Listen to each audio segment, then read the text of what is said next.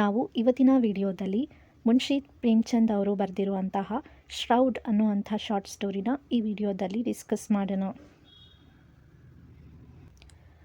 ಮುನ್ಷಿ ಪ್ರೇಮ್ಚಂದ್ ಅವರು ತುಂಬ ಇಂಡಿಯಾದ ಫೇಮಸ್ ರೈಟರ್ ಅಂತ ಹೇಳ್ಬೋದು. ಇವ್ರದ್ದು ನಿಜವಾದ ಹೆಸರು ಧನ್ಪತ್ ರಾಯ್ ಶ್ರೀವಾಸ್ತವ ಅನ್ನುವಂಥದ್ದು ಆಗಿರುತ್ತೆ. ಸೊ ಇವರನ್ನ ನಾವು pioneer of modern Hindi and Urdu fiction ಅಂತ ಇಲ್ಲಿ ಹೇಳ್ತೀವಿ. ಮತ್ತು ಇವರು ಫೇಮಸ್ ಅಂತ ಹೇಳಿದರೆ ರಿಯಲಿಸ್ಟಿಕ್ ಆಗಿ ತುಂಬ ಚೆನ್ನಾಗಿ ಬರೀತಾರೆ. ರೂರಲ್ ಲೈಫ್ ಆಗಿರ್ಬೋದು, ಸ್ಟ್ರಗಲ್ ಏನಿರುತ್ತೆ, ಆರ್ಡಿನರಿ ಪೀಪಲ್ ಅವ್ರದ್ದು ಸ್ಟ್ರಗಲ್ ಏನಿರುತ್ತೆ ತುಂಬ ಚೆನ್ನಾಗಿ ರಿಯಲಿಸ್ಟಿಕ್ ಆಗಿ ಅವರು ಬರೀತಾರೆ.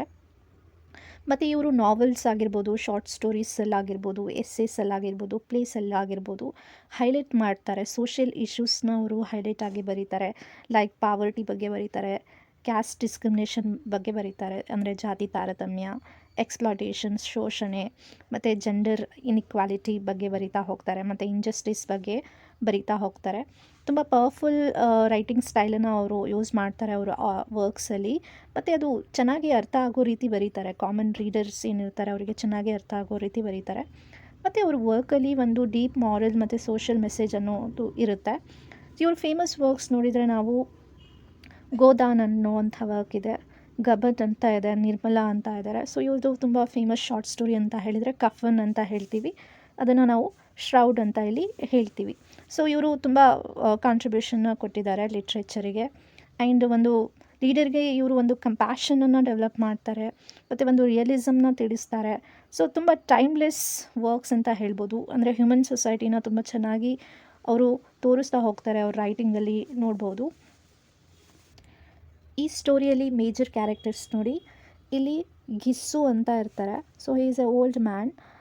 ಇವ್ರ ಮಗ ಇರ್ತಾರೆ, ಮಾಧವ್ ಅಂತ ಇವರು ಮಗ ಇರ್ತಾರೆ. ಸೊ ಇವರಿಬ್ಬರೂ ಸಹ ತುಂಬ ಲೇಝಿ ಆಗಿರ್ತಾರೆ, ತುಂಬ ಡ್ರಿಂಕ್ ಮಾಡ್ತಾರೆ. ಸೊ ಏನು ಜವಾಬ್ದಾರಿಗಳು ಇವರಿಗೆ ಇರೋದಿಲ್ಲ ಅನ್ನೋದು ಇಲ್ಲಿ ನೋಡ್ಬೋದು. ಸೊ ಮಾಧವ್ ಅವ್ರ ಹೆಂಡತಿ ಇರ್ತಾಳೆ. ಸೊ ಅವ್ರ ಹೆಸರು ಬುಡಿಯಾ ಅಂತ ಇರುತ್ತೆ.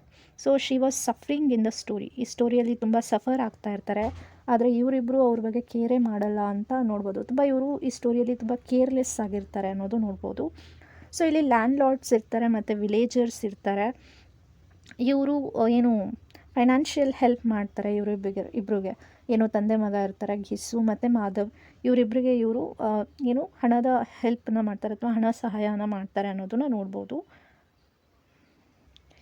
ಏನು ಈ ಸ್ಟೋರಿ ಇದೆ, ಶ್ರೌಡ್ ಅನ್ನೋವಂಥ ಸ್ಟೋರಿ ಇದೆ, ಇದು ಒರಿಜಿನಲಿ ಹಿಂದಿಯಲ್ಲಿ ಬರೆದಿರ್ತಾರೆ. ಮುನ್ಷಿ ಪ್ರೇಮ್ಚಂದ್ ಅವರು ಹಿಂದಿಯಲ್ಲಿ ಬರೆದಿರ್ತಾರೆ. ಅದರದ್ದು ಟೈಟಲ್ ಏನಾಗಿರುತ್ತೆ, ಕಫನ್ ಅಂತ ಇರುತ್ತೆ. ಸೊ ಇದನ್ನು ನಾವು ಕನ್ನಡದಲ್ಲಿ ಟ್ರಾನ್ಸ್ಲೇಟ್ ಮಾಡಿದರೆ ಶವ ವಸ್ತ್ರ ಅಂತ ಇಲ್ಲಿ ಹೇಳ್ಬೋದು. ಅಂದರೆ ಏನು ಸತ್ತಾಗ ಅವರಿಗೆ ಬಟ್ಟೆನ ಹಾಕ್ತಾರೆ ಅಲ್ವಾ, ಸೊ ಅದನ್ನು ನಾವು ಇಲ್ಲಿ ಶ್ರೌಡ್ ಅಂತ ಇಲ್ಲಿ ಹೇಳ್ತೀವಿ. ತುಂಬ ಪವರ್ಫುಲ್ ಸ್ಟೋರಿ ಅಂತ ಹೇಳ್ಬೋದು, ಮತ್ತು ಥಾಟ್ ಪ್ರೊವೋಕಿಂಗ್ ಸ್ಟೋರಿ ಅಂತಲೇ ಹೇಳ್ಬೋದು ಇದನ್ನು. ಇದು ತುಂಬ ಎಕ್ಸ್ಪೋಸ್ ಮಾಡುತ್ತೆ ಹಾರ್ಶ್ ರಿಯಾಲಿಟೀಸ್ ಏನಿದೆ ಸೊಸೈಟಿದು, ಸಮಾಜದಲ್ಲಿರುವಂತಹ ಹಾರ್ಶ್ ರಿಯಾಲಿಟಿ ಇದೆ ಅದನ್ನು ಎಕ್ಸ್ಪೋಸ್ ಮಾಡುತ್ತೆ. ಲೈಕ್ ಪಾವರ್ಟಿ, ಬಡತನ ಇರ್ಬೋದು, ಹಸಿವು ಇರ್ಬೋದು, ಮತ್ತು ಈ ಸೋಷಿಯಲ್ ಇನ್ಇಕ್ವಾಲಿಟಿ ಅನ್ನೋದು ಹೇಗಿರುತ್ತೆ ಸಮಾಜದಲ್ಲಿ ಅನ್ನೋದು ತೋರಿಸ್ತಾರೆ. ಸೊ ಈ ಸ್ಟೋರಿಯಲ್ಲಿ ತೋರಿಸ್ತಾರೆ ಲಾಸ್ ಆಫ್ ಹ್ಯೂಮನ್ ವ್ಯಾಲ್ಯೂಸ್ ಅನ್ನೋದು ಇಲ್ಲಿ ತೋರಿಸ್ತಾ ಇದ್ದಾರೆ. ಸೊ ಯಾಕೆ ಲಾಸ್ ಆಫ್ ವ್ಯಾಲ್ಯೂಸ್ ಅಂತ ಹೇಳಿದರೆ ಎಕ್ಸ್ಟ್ರೀಮ್ ಡಿಪ್ರಿವೇಷನ್ ಅನ್ನೋದು ಇಲ್ಲಿ ನೋಡ್ಬೋದು. ಅಂದರೆ ಸಮಾಜದಲ್ಲಿ ಬೇಸಿಕ್ ನೀಡ್ಸಿಂದ ವಂಚಿತರಾಗಿರ್ತಾರೆ, ತುಂಬ ಬಡತನ ಇರುತ್ತೆ ಅನ್ನೋದು ನೋಡ್ಬೋದು. ಮತ್ತು ಅವರಲ್ಲಿ ಇದೆಲ್ಲ ಸಮಸ್ಯೆಯಿಂದ ಏನು ಇರುತ್ತೆ, ಹ್ಯೂಮನ್ ವ್ಯಾಲ್ಯೂಸು ಅಷ್ಟು ಅವರು ಇಂಪಾರ್ಟೆನ್ಸ್ ಕೊಡೋಲ್ಲ ಅನ್ನೋದು ಸ್ಟೋರಿಯಲ್ಲಿ ತೋರಿಸ್ತಾರೆ. ಸೊ ಈ ಸ್ಟೋರಿಯಲ್ಲಿ ಇಬ್ಬರು ವ್ಯಕ್ತಿ ಬಗ್ಗೆ ಇದ್ದಾರೆ. ಪುವರ್ ಮ್ಯಾನ್ ಇರ್ತಾರೆ ಅವರು. ಸೊ ಅವರು ಘಿಸ್ಸು ಮತ್ತು ಮಾಧವ್ ಅಂತ ಇರ್ತಾರೆ, ತುಂಬ ಬಡತನದಲ್ಲಿ ಇರ್ತಾರೆ. ಅವ್ರ ಸ್ಟೋರಿ ಆಗಿರುತ್ತೆ.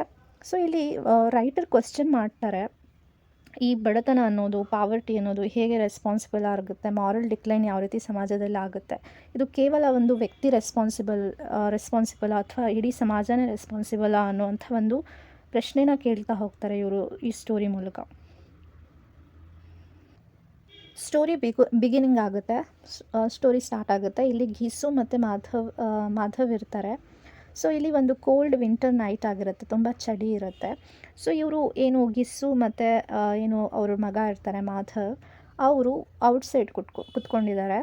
ಓಕೆ, ಸೊ ಔಟ್ಸೈಡ್ ಕುತ್ಕೊಂಡಿದ್ದಾರೆ. ಒಂದು ಏನು ಅಂದರೆ ಅವರು ಒಂದು ಪೊಟ್ಯಾಟೋಸ್ನ ಕತ್ಕೊಂಡು ಬಂದಿದ್ದಾರೆ, ಅದನ್ನು ರೋಸ್ಟ್ ಮಾಡ್ಕೊಂಡು ತಿಂತಾ ಇದ್ದಾರೆ. ಬೆಂಕಿ ಹಾಕಿದ್ದಾರೆ, ಅದರಲ್ಲಿ ರೋಸ್ಟ್ ಮಾಡ್ಕೊಂಡು ಆ ಪೊಟ್ಯಾಟೋಸ್ನ ತಿಂತಾ ಇದ್ದಾರೆ. ಅವರು ತುಂಬ ಪುವರ್ ಇದ್ದಾರೆ, ಮತ್ತು ಜೊತೆಗೆ ತುಂಬ ಲೇಝಿ ಇದ್ದಾರೆ. ಓಕೆ, ಸೊ ಯಾವುದೇ ರೀತಿ ಅವರು ಕೆಲಸಗಳನ್ನು ಮಾಡ್ತಾ ಇರಲ್ಲ, ಮತ್ತು ಅವಾಯ್ಡ್ ಮಾಡ್ತಿರ್ತಾರೆ ಹಾರ್ಡ್ ವರ್ಕ್ ಅನ್ನೋದು ಮಾಡ್ತಾ ಇರಲ್ಲ ಅವರು. ಮತ್ತು ಏನು ಮಾಡ್ತಾರೆ ಅಂದರೆ ಸರ್ವೈವ್ ಆಗೋದಕ್ಕೆ ಅವ್ರು ಏನು ಮಾಡ್ತಾರೆ ಅಂದರೆ ಬೆಗ್ಗಿಂಗ್ ಮಾಡ್ತಾರೆ. ಓಕೆ, ಅವ್ರಿಗೆ ಇಷ್ಟ ಬಂದರೆ ಮಾತ್ರ ಕೆಲಸ ಮಾಡ್ತಾರೆ ಅವರು, ಇಲ್ಲ ಅಂದರೆ ಅದು ಅಬಾಂಡಿಂಗ್ ಮಾಡ್ತಾರೆ. ಸೊ ಅಲ್ಲಿ ಇಲ್ಲಿ ಕತ್ಕೊಂಡು ತಿನ್ನೋದು ಅಥವಾ ಬೆಗ್ ಮಾಡ್ಕೊಂಡು ತಿನ್ನೋದು, ಈ ರೀತಿ ಅವರು ಮಾಡ್ತಾ ಇರ್ತಾರೆ. ಸೊ ನೆಕ್ಸ್ಟು ಏನು ಒಂದು ಆ ಗುಡಿಸ್ಲಿರುತ್ತೆ, ಅಲ್ಲಿ ಮಾಧವ್ಸ್ ಹೆಂಡ್ತಿ ಇರ್ತಾಳೆ ಬುಡಿಯಾ ಅನ್ನೋರು. ಅವಳು ತುಂಬ ಸಫರ್ ಆಗ್ತಾ ಇರ್ತಾಳೆ, ಅಂದರೆ ಲೇಬರ್ ಪೇನಿಂದ ಸಫರ್ ಆಗ್ತಾ ಇರ್ತಾರೆ. ಅವಳಿಗೆ ತುಂಬ ಹೆರಿಗೆ ನೋವು ಆಗ್ತಾ ಇರುತ್ತೆ. ಸೊ ಇಡೀ ರಾತ್ರಿ ಅವರು ನರಳ್ತಾ ಇರ್ತಾಳೆ. ಮತ್ತು ಇವರು ಗಿಸ್ಸು ಮಾಧವ್ ಅವರು ಹೊರಗಡೆ ಹೋಗಿ ಅವಳಿಗೆ ಹೆಲ್ಪ್ ಮಾಡೋದೇ ಇಲ್ಲ. ಅವರು ಒಳಗಡೆ ಅವ್ಳಿಗೆ ಏನು ನೋವಾಗ್ತಿದೆ ಅಂತ ಅವರು ಹೇಳೋದಿಲ್ಲ. ಅವರು ಸುಮ್ಮನೆ ಇಲ್ಲಿ ಹೊರಗಡೆ ಏನು ಮಾಡ್ತಿರ್ತಾರೆ, ಪೊಟ್ಯಾಟೋಸ್ನ ಏನು ಮಾಡ್ತಿರ್ತಾರೆ, ಪೊಟ್ಯಾಟೋಸ್ನ ಅವರು ತಿಂತಾ ಇರ್ತಾರೆ. ಸೊ ಅವರು ಅಂದ್ಕೊಳ್ತಾರೆ ಅವ್ರ ಕೈಲಿ ಏನೂ ಆಗಲ್ಲ ಅಂತ. ಆ ರೀತಿ ಅವರು ರೆಸ್ಪಾನ್ಸ್ನಲ್ಲಿ ತೋರಿಸ್ತಾರೆ ಅನ್ನೋದು ನೋಡ್ಬೋದು. ಸೊ ಇಲ್ಲಿ ರೈಟರ್ ಪ್ರೆಸೆಂಟ್ ಮಾಡ್ತಾರೆ, ಏನು ಕಾಂಟ್ರಾಕ್ಸ್ಟ್ ಸಿಚುವೇಶನ್ನ ಪ್ರೆಸೆಂಟ್ ಮಾಡ್ತಾರೆ. ಇಲ್ಲಿ ಬುಡಿಯಾ ಅನ್ನೋರು ಏನು ಸಫರ್ ಆಗ್ತಾ ಇದ್ದಾಳೆ. Okay, she was in a pain ಅಂತ ನೋಡ್ಬೋದು. ಮತ್ತು ಇಲ್ಲಿ ಸೆಲ್ಫಿಶ್ ಮತ್ತು ಇಂಡಿಫ್ರೆನ್ಸ್ ಟು ಮೆನ್. ಸೊ ಇವರಿಬ್ಬರಿಗೆ ಅವಳ ಬಗ್ಗೆ ಏನೂ ಚಿಂತೆನೇ ಇಲ್ಲ. ಇವರು ಹೊರಗಡೆ ಕೂತ್ಕೊಂಡೆ ಆರಾಮಾಗಿ ತಿಂತಾ ಇದ್ದಾರೆ, ಆದರೆ ಅವಳು ಪೇನಲ್ಲಿ ಸಫರ್ ಆಗ್ತಾ ಇದ್ದಾಳೆ ಅನ್ನೋದು ಇಲ್ಲಿ ಎರಡೂ ಸಿಚುವೇಶನ್ಸ್ನ ನಾವು ಈ ಸ್ಟೋರಿ ಮೂಲಕ ನಾವು ನೋಡ್ಬೋದು. ಸೊ ಇಲ್ಲಿ ಬುಡಿಯಾ ಸಫರಿಂಗ್ ಅಂತ ಇಲ್ಲಿ ನೋಡ್ಬೋದು. ಅವಳು ತುಂಬ ಸಫರ್ ಆಗ್ತಾ ಇರ್ತಾಳೆ. ಸೊ ಅವಳು ಮಾಧವ್ಗೆ ಮದುವೆ ಆದಮೇಲೆ ಅವಳು ಯಾವುದೇ ರೀತಿ ಖುಷಿಯಾಗಿ ಇರಲ್ಲ. ಅವಳು ತುಂಬ ಹಾರ್ಡ್ ವರ್ಕ್ ಮಾಡಿರ್ತಾಳೆ. ಓಕೆ, ಅವಳೇ ಕೆಲಸ ಮಾಡ್ತಿರ್ತಾಳೆ, ತುಂಬ ಹಾರ್ಡ್ ವರ್ಕ್ ಮಾಡ್ತಾಳೆ, ದುಡ್ಡನ್ನು ಸಂಪಾದನೆ ಮಾಡ್ತಿರ್ತಾಳೆ, ಅಡುಗೆ ಮಾಡ್ತಿರ್ತಾಳೆ. ಸೊ ಅವ್ರನ್ನ ಸರ್ವೈವ್ ಮಾಡೋದಕ್ಕೆ ಅವಳು ಎಲ್ಲ ಕಷ್ಟನೂ ಪಟ್ಟಿರ್ತಾಳೆ. ಓಕೆ, ಇವಾಗ ಅವಳು ತುಂಬ ಸ್ಟ್ರಗಲ್ ಮಾಡ್ತಾ ಇದ್ದಾಳೆ ಅಲೋನ್. ಅಂದರೆ ಅವಳು ಚೈಲ್ಡ್ ಬರ್ತ್ ಆಗಿದೆ, ಹೆರಿಗೆ ನೋವು ಕಾಣ್ತಾ ಇದೆ ಅವಳಿಗೆ, ಆದರೂ ತುಂಬ ಸ್ಟ್ರಗಲ್ ಮಾಡ್ತಾ ಇದ್ದಾರೆ. ಆದರೆ ಇವರಿಬ್ಬರು ಗೀಸು ಮತ್ತು ಮಾಧವ್ ಅವಳ ಬಗ್ಗೆ ಏನೂ ಸಹ ಯೋಚನೆ ಮಾಡ್ತಾ ಇಲ್ಲ, ಏನೂ ಕನಸನ್ನು ಸಹ ಅವರು ತೋರಿಸ್ತಾ ಇಲ್ಲ. ಅದ್ರ ಬದಲಾಗಿ ಅವ್ರು ಯೋಚನೆ ಮಾಡ್ತಾರೆ, ಇವಳು ಸತ್ತೋಗ್ಬಿಟ್ರೆ ಇವಳನ್ನು ಏನು ನಾವು ದುಡ್ಡನ್ನ ಸ್ಪೆಂಡ್ ಮಾಡಬೇಕಾಗುತ್ತೆ, ಫಿನರಲ್ಗೆ ದುಡ್ಡನ್ನ ಸ್ಪೆಂಡ್ ಮಾಡಬೇಕಲ್ಲ ಅವಳು ಸತ್ತೋಗ್ಬಿಟ್ರೆ ಅಂತ. ಆ ರೀತಿ ಅವರು ಯೋಚನೆ ಮಾಡ್ತಿರ್ತಾರೆ. ಅವಳು ಸತ್ತಾಗ ಅವಳ ಅಂತ್ಯಕ್ರಿಯೆನ ಮಾಡಬೇಕು, ದುಡ್ಡು ಖರ್ಚು ಮಾಡಬೇಕು ಅಂತ ಈ ರೀತಿ ಅವರು ಯೋಚನೆ ಮಾಡ್ತಾ ಇರ್ತಾರೆ. ಸೊ ಈ ಬಿಹೇವಿಯರ್ ಏನಿದೆ ರೀಡರ್ಸಿಗೆ ಶಾಕ್ ಮಾಡುತ್ತೆ. ಅಂದರೆ ಅವರು ತುಂಬ ಚೆನ್ನಾಗಿ ಯಾವ ರೀತಿ ಅವ್ರ ಬಿಹೇವಿಯರ್ ಇದೆ ಅನ್ನೋದು ರೈಟರ್ ಇಲ್ಲಿ ತುಂಬ ಚೆನ್ನಾಗಿ ತೋರಿಸಿದ್ದಾರೆ ಅನ್ನೋದು ನಾವು ನೋಡ್ಬೋದು. ಸೊ ಇಲ್ಲಿ ಇಬ್ಬರು ಏನು ಮಾಡ್ತಾರೆ ಅಂದರೆ, ಗಿಸ್ಸು ಏನು ಮಾಡ್ತಾರೆ ಅಂದರೆ ಒಂದು ರಿಮೆಂಬರ್ ಪಾಸ್ಟನ್ನು ನೆನಪು ಮಾಡ್ಕೊತಿರ್ತಾನೆ. ಹೊರಗಡೆ ಕೂತ್ಕೊಂಡು ಅವನು ರೀಕಾಲ್ ಮಾಡ್ಕೊತಾನೆ. ಒಬ್ಬ ರಿಚ್ ಲ್ಯಾಂಡ್ಲಾರ್ಡ್ಸ್ ಮನೆಗೆ ಹೋಗಿರ್ತಾರೆ, ವೆಡ್ಡಿಂಗ್ ಫೀಸ್ಟ್ ಇರುತ್ತೆ, ಮದುವೆಗೆ ಹೋಗಿರ್ತಾರೆ ತುಂಬ ವರ್ಷಗಳ ಹಿಂದೆ. ಅಲ್ಲಿ ಅವರು ಊಟ ಮಾಡಿರುವಂಥ ಒಂದು ಡಿಲಿಷಿಯಸ್ ಫುಡ್ಡನ್ನು ಅವರು ನೆನಪು ಮಾಡ್ಕೊತಿರ್ತಾರೆ. ಅಂಥ ಒಂದು ಒಳ್ಳೆ ಊಟನ ಅವರು ಮತ್ತೆ ತಿಂದೇ ಇಲ್ಲ, ತುಂಬ ವರ್ಷಗಳೇ ಆಗಿಬಿಡ್ತು ಅಂತ ಅವರು ಈ ಥರ ಯೋಚನೆ ಮಾಡ್ತಿರ್ತಾರೆ. ಅವರು ಅಲ್ಲಿ ಬುಡಿಯಾ ಗುಡಿಸಲಲ್ಲಿ ಸಫರ್ ಆಗ್ತಾ ಇದ್ದಾಳೆ, ನೋವಿಂದ ನರಳ್ತಾ ಇದ್ದಾರೆ. ಆದರೆ ಇವರಿಬ್ಬರು ಏನು ಮಾಡ್ತಿದ್ದಾರೆ ಅಂದರೆ ಊಟದ ಬಗ್ಗೆ ಯೋಚನೆ ಮಾಡ್ತಿದ್ದಾರೆ. ಓಕೆ, ಅಲ್ಲಿ ಅವ್ರ ಕಾನ್ವರ್ಸೇಷನ್ ಏನು ರಿವೀಲ್ ಮಾಡುತ್ತೆ ಅಂದರೆ hunger dominates every aspect of their thinking. ಅಂದರೆ ಅವರು ತುಂಬ ಹಸಿವಿನಲ್ಲಿದ್ದಾರೆ, ಅವರಿಗೆ ತಮ್ಮ ಹಸಿವಿನ ಚಿಂತೆ ಇದೆ. ಅಲ್ಲಿ ಅವರು ಬುಡಿಯಾಸ್ ಚಿಂತೆ ಬಗ್ಗೆ ಅವಳ ಬಗ್ಗೆ ಚಿಂತೆ ಮಾಡ್ತಾ ಇಲ್ಲ ಅನ್ನೋದು ಇಲ್ಲಿ ನಾವು ನೋಡ್ಬೋದು. ಸೊ ನೆಕ್ಸ್ಟ್ ನೋಡ್ಬೋದು ಇಲ್ಲಿ ಬುಡಿಯಾಸ್ ಡೆತ್ ಅಂತ ನೋಡ್ಬೋದು. ಹಾಗೆ ಅವಳು ರಾತ್ರಿ ಎಲ್ಲ ನರಳಿಬಿಟ್ಟು ತುಂಬ ಪೇನ್ ಸಫರ್ ಆಗಿಬಿಟ್ಟು ಅವಳು ಬೆಳಿಗ್ಗೆ ನೋಡಿದರೆ ಮಾಧವ್ ಮನೆ ಗುಡಿಸಲಲ್ಲಿ ಬಂದು ನೋಡಿದಾಗ ಬುಡಿಯಾ ಏನಾಗಿರ್ತಾಳೆ, ಅವಳು ಸತ್ತು ಹೋಗಿಬಿಟ್ಟಿರ್ತಾಳೆ. ಅಂದರೆ ನೋವಲ್ಲಿ ನರಳಿ ಸತ್ತೋಗ್ಬಿಟ್ಟಿರ್ತಾಳೆ. ಅದರಲ್ಲಿ ಅವಳು ಮಗುನ ಜನ್ಮ ನೀಡಿರ್ತಾಳೆ, ಆದರೆ ಮಗು ಸಹ ಸತ್ತೋಗ್ಬಿಟ್ಟಿರುತ್ತೆ ಅನ್ನೋದು ಇಲ್ಲಿ ನೋಡ್ಬೋದು. ಸೊ ಮಾಧವ್ ಸ್ವಲ್ಪ ಅಳ್ತಾನೆ. ಮತ್ತು ಆದರೆ ಅವನು ಗ್ರೀಫಲ್ಲಿ, ಅವನ ದುಃಖದಲ್ಲಿ ಫಿಯರ್ ಇರುತ್ತೆ, ಹೆಲ್ಪ್ಲೆಸ್ ಇರುತ್ತೆ ಅನ್ನೋದನ್ನು ನಾವು ಹೆಲ್ಪ್ಲೆಸ್ನೆಸ್ ಇರುತ್ತೆ ಅನ್ನೋದನ್ನು ನೋಡ್ಬೋದು. ಗಿಸು ಸಹ ಅಳ್ತಾನೆ, ದುಃಖ ವ್ಯಕ್ತಪಡ್ತಾನೆ. ಆದರೆ ಯಾವುದೇ ರೀತಿ ಒಂದು ಎಮೋಷ್ನಲ್ ಅಟ್ಯಾಚ್ಮೆಂಟ್ ಇಲ್ಲ ಅನ್ನೋದು ಅವರಿಬ್ಬರು ಕ್ಯಾರೆಕ್ಟರಲ್ಲಿ ನಾವು ನೋಡ್ತಾ ಹೋಗ್ಬೋದು. ಸೊ ಎಲ್ಲ ವಿಲೇಜರ್ಸ್ ಎಲ್ಲರೂ ಬಂದುಬಿಡ್ತಾರೆ, ಆ ಗುಡಿಸ್ಲ ಹತ್ರ ಎಲ್ಲರೂ ಬಂದುಬಿಡ್ತಾರೆ, ಸಿಂಪತೈಸ್, ಅಯ್ಯೋ ಪಾಪ ಅಂತ ಹೇಳ್ತಿರ್ತಾರೆ. ಸೊ ನೆಕ್ಸ್ಟು ಅವರಿಗೆ ಆ ಬುಡಿಯಾ ಸತ್ತಿರೋದು ಅವಳ ಅಂತ್ಯಕ್ರಿಯೆ ಮಾಡೋದಕ್ಕೂ ಅವ್ರ ಹತ್ರ ದುಡ್ಡಿರಲ್ಲ. ಸೊ ವಿಲೇಜ್ ಲ್ಯಾಂಡ್ಲಾರ್ಡ್ ಏನಿರ್ತಾರೆ ಅವ್ರ ಪರಿಸ್ಥಿತಿನ ನೋಡಿಬಿಟ್ಟು ಆ ಗಿಸ್ಸು ಮಾಧವ್ ಅವರಿಗೆ ಇಷ್ಟ ಇರಲ್ಲ, ಆದರೂ ಸಹ ಅವ್ರ ಪರಿಸ್ಥಿತಿ ನೋಡಿಬಿಟ್ಟು ಸ್ವಲ್ಪ ಕರುಣೆ ತೋರಿಸ್ಬಿಟ್ಟು ಅವರು ದುಡ್ಡನ್ನು ಕೊಡ್ತಾರೆ. ಜೊತೆಗೆ ಏನು ವಿಲೇಜರ್ಸು ಇರ್ತಾರೆ ಅವರು ಸಹ ಸ್ವಲ್ಪ ಹಣದ ಸಹಾಯ ಮಾಡ್ತಾರೆ. ಸೊ ಅವರಿಬ್ಬರು ಹಣನ ಕಲೆಕ್ಟ್ ಮಾಡ್ಕೊಂಡು ಅವರು ಒಂದು ವೈಟ್ ಶ್ರೌಡ್, ಏನು ಶವವಸ್ತ್ರ ಅಂತೀವಲ್ಲ, ವೈಟ್ ಶ್ರೌಡನ್ನು ತರೋದಕ್ಕೆ ಹೋಗ್ತಾರೆ. ಅಂದರೆ ಫೈನಲ್ ಕ್ರೈಮೇಷನ್ ಮಾಡಬೇಕಾಗುತ್ತೆ. ಸೊ ಅದಕ್ಕೋಸ್ಕರ ಅವರು ವೈಟ್ ಶ್ರೌಡ್ ತರೋದಕ್ಕೆ ಹೋಗ್ತಾರೆ. ಸೊ ವಿಲೇಜರೆಲ್ಲ ಏನು ಬಿಲೀವ್ ಮಾಡ್ತಾರೆ ಅಂದರೆ, ಅವರು ಏನು ಪೂರ್ ಫ್ಯಾಮಿಲಿ ಇದೆ, ಫೈನಲಿ ಅವರು ಒಂದು ಏನು ಅಂತ್ಯಕ್ರಿಯೆ ಏನಿದೆ ಒಂದು ತುಂಬ ಗೌರವದಿಂದ ಅವರು ಮಾಡ್ತಾರೆ ಅಂತ ಅವರು ನಂಬ್ಕೊಂಡಿರ್ತಾರೆ.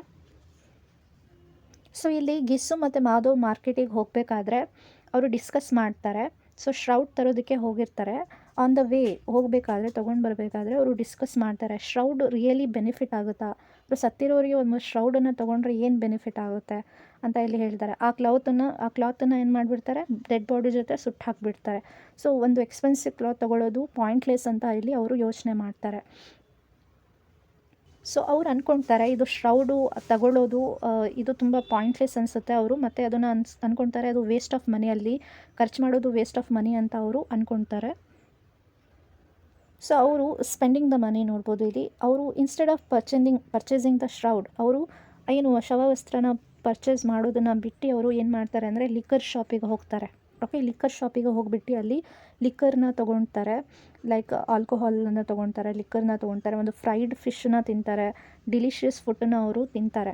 ಓಕೆ, ಅವರು ಇಬ್ಬರು ತುಂಬ ಗ್ರೀಡಿಲಿ ತಿಂತಾ ಹೋಗ್ತಾರೆ, ತುಂಬ ಹೆವಿ ಡ್ರಿಂಕ್ ಮಾಡ್ತಾರೆ, ಮತ್ತು ತುಂಬ ಖುಷಿ ಆಗ್ತಾರೆ. ಅವರು ಎಷ್ಟೋ ವರ್ಷ ಆದಮೇಲೆ ಇಂತಹ ಒಂದು ಊಟ ಮಾಡಿದ್ದೀವಿ ಅಂತ ಅವರು ತುಂಬ ಖುಷಿ ಆಗ್ತಾರೆ.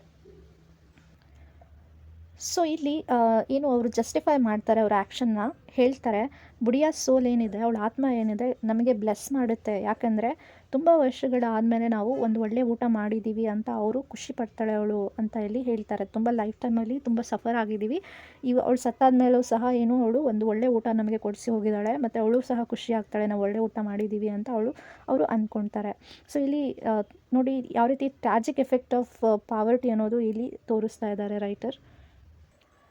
ಸೊ ನೆಕ್ಸ್ಟು ಫೈನಲ್ ಸೀನ್ ನೋಡ್ಬೋದು. ನೈಟ್ ಆಗಿಬಿಡುತ್ತೆ. ಗಿಸ್ಸು ಮತ್ತು ಮಾಧವು ತುಂಬ ಕಂಪ್ಲೀಟ್ಲಿ ಕುಡಿದ್ಬಿಟ್ಟಿರ್ತಾರೆ. ಓಕೆ, ಫುಲ್ ಕುಡಿದ್ಬಿಟ್ಟಿರ್ತಾರೆ. ಕುಡಿದ ನಶೆಯಲ್ಲಿ ಅವರು ಡ್ಯಾನ್ಸ್ ಮಾಡ್ತಿರ್ತಾರೆ, ಹಾಡು ಆಡ್ತಿರ್ತಾರೆ, ನಗ್ತಿರ್ತಾರೆ. ಅವರು ಕಂಪ್ಲೀಟ್ಲಿ ಮರ್ತೇ ಬಿಟ್ಟಿದ್ದಾರೆ, ಬುಡಿಯಾ ಸತ್ತೋಗ್ಬಿಟ್ಟಿದ್ದಾಳೆ ಅನ್ನೋದು ಮರ್ತೇ ಬಿಟ್ಟಿದ್ದಾರೆ. ಸೊ ಸ್ಟೋರಿ ಎಂಡ್ ಆಗುತ್ತೆ ಇಲ್ಲಿ. ಶಾಕಿಂಗ್ ಇಮೇಜಿಂದ ಸ್ಟೋರಿ ಎಂಡ್ ಆಗುತ್ತೆ. ಫಾದರ್ ಮತ್ತು ಸನ್ ಏನು ಸೆಲೆಬ್ರೇಟ್ ಮಾಡ್ತಿದ್ದಾರೆ. ಅಲ್ಲಿ ಬುಡಿಯಾಸ್ ಡೆಡ್ ಬಾಡಿ ಏನಿದೆ ವಿಥೌಟ್ ಶ್ರೌಡ್, ಯಾವುದೇ ಒಂದು ಶವವಸ್ತ್ರ ಇಲ್ಲದೇ, ಯಾವುದೇ ರೀತಿ ಬಟ್ಟೆ ಇಲ್ಲದೇ ಒಂದು ಡೆಡ್ ಬಾಡಿ ಹಾಗೆ ನೆಲದ ಮೇಲೆ ಬಿದ್ದಿರೋದು ಅನ್ನೋದು ಇಲ್ಲಿ ನೋಡ್ತಾ ಹೋಗ್ಬೋದು. ಸೊ ಇಲ್ಲಿ ಅನ್ಫರ್ಗೆಟಬಲ್ ಎಂಡಿಂಗನ್ನು ಅವರು ಸ್ಟೋರಿಗೆ ಕೊಡ್ತಾ ಇದ್ದಾರೆ. ನಮಗೆ ಕ್ವಶ್ಚನ್ ಮಾಡೋ ರೀತಿ ಮಾಡ್ತಾರೆ ಇವರು ಸ್ಟೋರಿ ಮೂಲಕ. ಲೈಕ್ ಪಾವರ್ಟಿ ಅನ್ನೋದು, ಮೊರಾಲಿಟಿ ಅನ್ನೋದು, society's responsibility towards the poor ಅನ್ನೋವಂಥದ್ದೊಂದು ಪ್ರಶ್ನೆಗಳನ್ನು ಇಲ್ಲಿ ಸ್ಟೋರಿ ಮೂಲಕ ಅವರು ರೈಟರ್ ಕೇಳ್ತಾರೆ ಅನ್ನೋದು ನಾವು ನೋಡ್ಬೋದು. ಸೊ ಕನ್ಕ್ಲೂಡ್ ಮಾಡ್ಬೋದು ನಾವು ಸ್ಟೋರಿನ. ಒಂದು ಟ್ರಾಜಿಕ್ ಸ್ಟೋರಿ ಮತ್ತು ಐರನಿಕ್ ಸ್ಟೋರಿ ಅಂತ ನಾವು ಇದನ್ನು ಹೇಳ್ಬೋದು. ಸೊ ಇಲ್ಲಿ ರೈಟರ್ ಕೇವಲ ಕ್ರಿಟಿಸೈಸ್ ಮಾಡ್ತಾ ಇಲ್ಲ, ಗೀಸು ಮತ್ತು ಮಾಧವ್ಗೆ ಕ್ರಿಟಿಸೈಸ್ ಮಾಡ್ತಾ ಇಲ್ಲ. ಇಲ್ಲಿ ಅವರು ಎಕ್ಸ್ಪೋಸ್ ಮಾಡ್ತಾ ಇದ್ದಾರೆ, ಸಮಾಜ ಅನ್ನೋದು ಹೇಗಿದೆ ಅನ್ನೋದನ್ನು ಎಕ್ಸ್ಪೋಸ್ ಮಾಡ್ತಿದ್ದಾರೆ. ಇಲ್ಲಿ ಜನ್ರೇಷನ್ಸ್ ಆಫ್ ಎಕ್ಸ್ಪ್ಲಾಯ್ಟೇಷನ್ ಅಂದರೆ ಶೋಷಣೆ ಯಾವ ರೀತಿ ಇದೆ, ಮತ್ತು ಹಂಗರ್ ಅನ್ನೋದು ಏನು ಮಾಡುತ್ತೆ, ಮನುಷ್ಯನ ಡಿಗ್ನಿಟಿನ ಕಳೆದುಕೊಳ್ತಾರೆ ಅನ್ನೋದು ಇಲ್ಲಿ ನೋಡ್ಬೋದು. ಇಲ್ಲಿ ಶ್ರೌಡ್ ಅನ್ನುವಂಥದ್ದು ಒಂದು ಸಿಂಬಲ್ ಆಗಿರುತ್ತೆ. Both Budhiya's neglected life and failure of society, ಸಮಾಜ ಎಲ್ಲೋ ಕಡೆ ಫೇಲ್ ಆಗಿದೆ ಅನ್ನೋದನ್ನು ತೋರಿಸ್ತಾ ಇದ್ದಾರೆ. And it fail to protects most vulnerable members, ಏನು ಸಮಾಜದಲ್ಲಿ ಏನು ಬಡತನದಲ್ಲಿ ಇರುವಂಥವರು ಅವರನ್ನು ಪ್ರೊಟೆಕ್ಟ್ ಮಾಡೋದರಲ್ಲಿ ಫೇಲ್ ಆಗಿದೆ ಅನ್ನೋದನ್ನು ತೋರಿಸ್ತಾ ಇದೆ.